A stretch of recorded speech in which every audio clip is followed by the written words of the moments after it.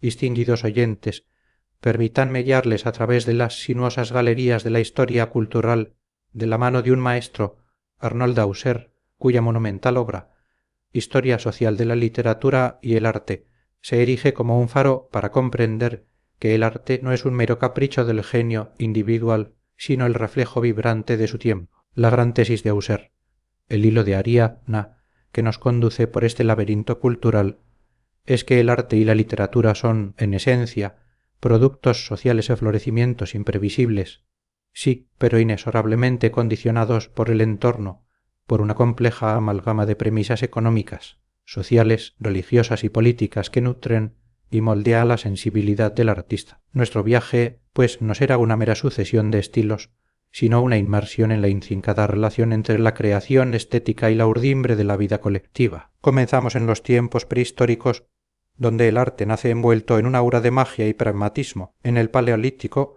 Auser nos revela la primacía del naturalismo. Lejos de ser un arte instintivo o primitivo, la pintura rupestre es asombrosamente sofisticada, capaz de capturar el movimiento y la instantaneidad de la visión, en contraste con el arte conceptual y sintético de los niños o de otras culturas primitivas. La finalidad de este arte no era estética, sino mágica y utilitaria, una trampa visual para conjurar la caza, una posesión anticipada del deseo. Las representaciones de animales, a menudo heridos o superpuestas en rincones inaccesibles, atestiguan esta función de doble mágico donde la imagen era la cosa misma. El artista paleolítico, probablemente un cazador profesional y hechicero, disfrutaba de una posición especial, marcando los primeros pasos hacia la especialización. Esta fase se caracteriza por una visión monística del mundo liada a la inmediatez sensorial de la existencia nómada del cazador. El neolítico marca la primera gran revolución estilística y cultural. El naturalismo cede el paso a un geometrismo esquemático y estilizado. Este cambio no es caprichoso, es el eco de una transformación económica fundamental de la economía parasitaria del cazador-recolector a la productiva de la avicultura y la ganadería. La vida se vuelve sedentaria,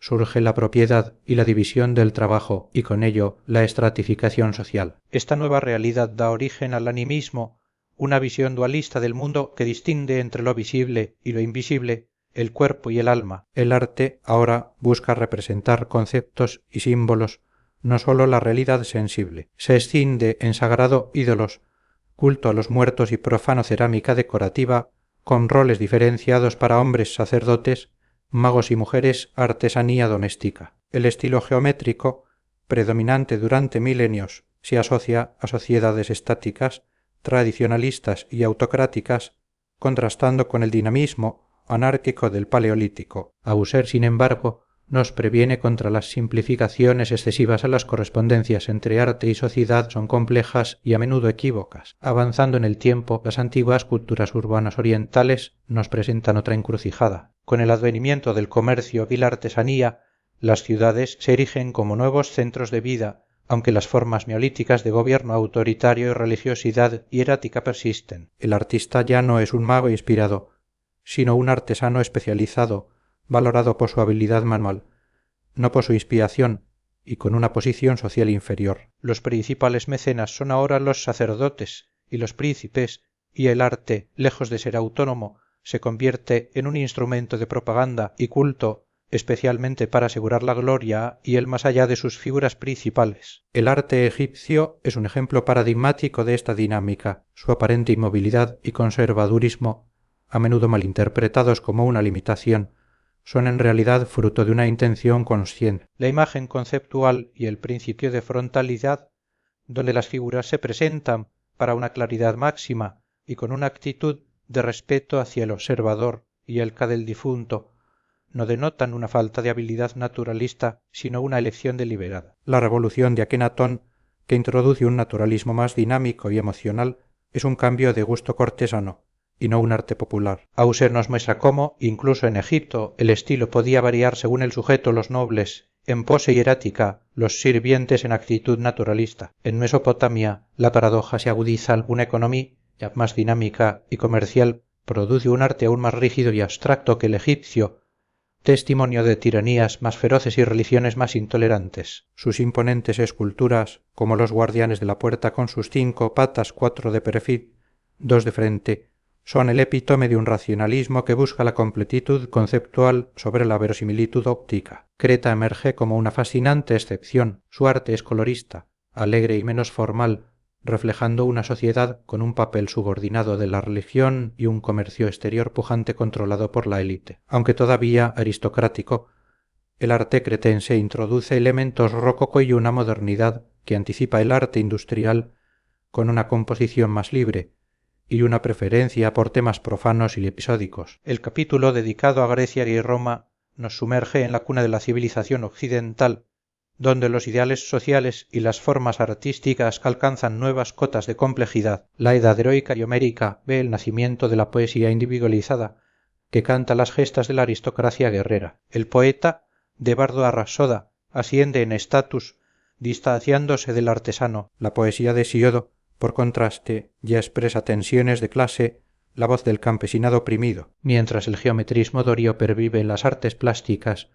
La ética homérica, producto de escuelas poéticas jonias y cosmopolitas, ya exhibe un refinamiento verbal que contradice la austeridad de su tiempo. El estilo arcaico S. 7 vía C florece con las ciudades y el comercio, marcando el retorno del arte monumental. Es el arte de una nobleza urbana y amenazada que enarbola ideales de arete y carocagatita. La escultura de los curos y las corey celebra este ideal agonístico y aristocrático. Por primera vez en Jonia, el arte comienza a concebirse como un fin en sí mismo y los artistas firman sus obras anunciando la idea de la propiedad intelectual y la personalidad artística. Los tiranos, ricos comerciantes y mecenas se erigen como precursores de los príncipes renacentistas, empleando el arte como propaganda y opio para el pueblo. La moneda y el comercio favorecen el pensamiento abstracto y la autonomía de las formas artísticas, liberándolas de las funciones mágicas y religiosas. El clasicismo y la democracia ateniense del siglo VAC presentan una paradoja. Aunque se exalta la democracia, Atenas es, en muchos aspectos,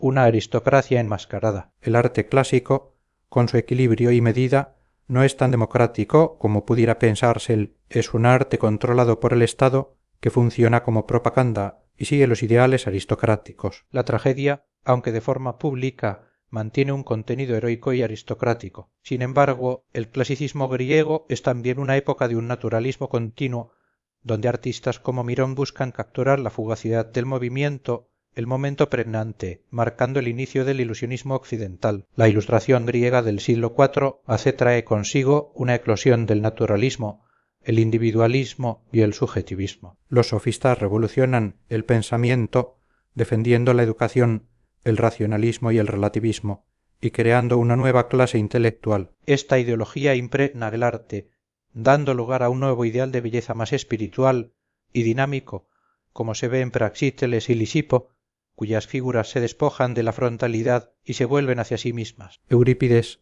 el poeta de la Ilustración, lleva el naturalismo psicológico a la tragedia, explorando temas burgueses y la relatividad del destino. La hostilidad de Platón hacia el arte, que expulsaría a los poetas de su utopía, se explica como una reacción al incipiente esteticismo y a la materialización del arte, que empieza a ser sobreestimado y coleccionado como signo de prestigio. El arte se emancipa de la arquitectura, creando obras más íntimas y transportables para una nueva clase de clientes adinerados. La época helenística, después de Alejandro Magno, es el crisol de una cultura internacional y cosmopolita. La nivelación social y la expansión de un capitalismo supranacional disuelven los privilegios de nacimiento y promueven el racionalismo y la especialización. El arte se vuelve ecléctico, combinando estilos diversos, naturalismo, barroco, rococó, clasicismo y dando origen a las primeras colecciones sistemáticas y museos. La autonomización del arte se transforma en un virtuosismo formal,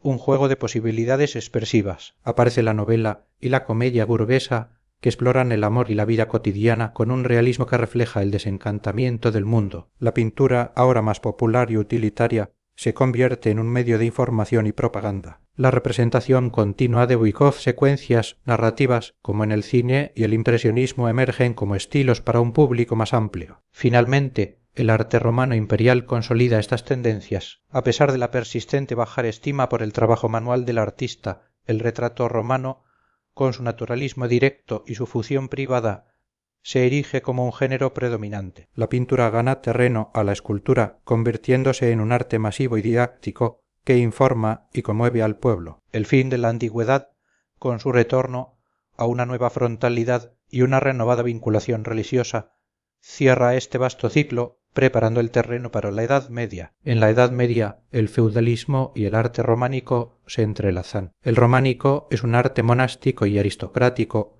que refleja la alianza entre clero y nobleza. Es un arte rural, estático y tradicionalista, donde la monumentalidad arquitectónica y la abstracción formal dominan. Las esculturas se integran en el edificio y el arte sirve a la Iglesia como expresión de poder y fe. Sin embargo, hacia la segunda mitad del período románico, con la revitalización económica y el surgimiento de ciudades, emergen tendencias emocionales y expresionistas, un primer signo de la disolución de los lazos medievales y del camino hacia el individualismo. El gótico y la caballería cortesana marcan un cambio profundo, un retorno a la fidelidad, a lo real, la profundidad sentimental y la sensibilidad. Con la economía monetaria y el auge burgués, las ciudades retoman su importancia. Surgen nuevas clases profesionales, artesanos y comerciantes, que movilizan el capital y abren nuevas vías de ascenso social. La caballería, inicialmente una profesión, se convierte en una clase nobiliaria con un idealismo romántico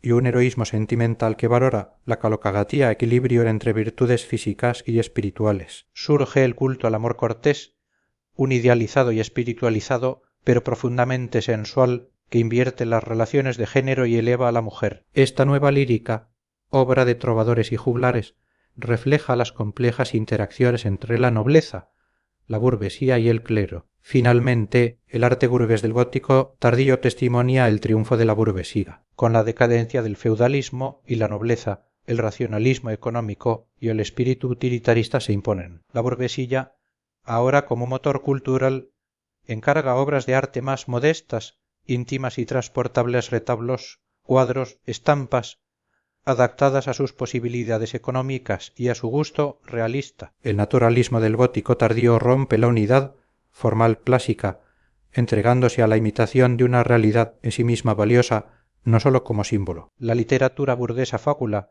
farsa, novela en prosa explora la psicología individual y el detalle de la vida cotidiana. El panorama de viaje y la visión cinematográfica del espacio revelan un nuevo sentido dinámico de la vida. Las estampas, productos de la reproducción mecánica, democratizan el arte y contribuyen a la despersonalización de la relación entre artista y público, anticipando la producción en masa. En el umbral del Renacimiento, Husserl nos advierte de la continuidad entre la Edad Media y la Edad Moderna. El Renacimiento no inventa el naturalismo, ni el individualismo, ni el espíritu científico, sino que los exalta y les da una coherencia y conciencia nuevas. La belleza renacentista es, en gran medida, la continuación del ideal gótico, aunque el énfasis en la ciencia, la metodología y la integración de la observación en empírica lo distinguen. La imagen de un renacimiento irreligioso o radicalmente individualista, tan cara al liberalismo del siglo XIX, es matizada por Husserl,